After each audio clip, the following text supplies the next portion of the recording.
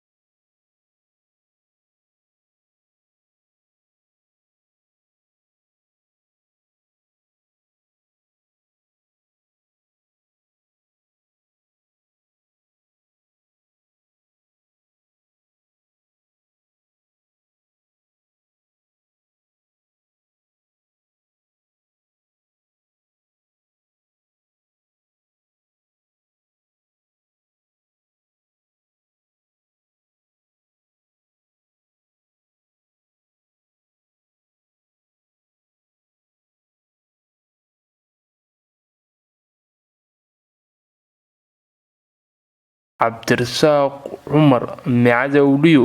telefishinka codka bariga Afrika Boorame.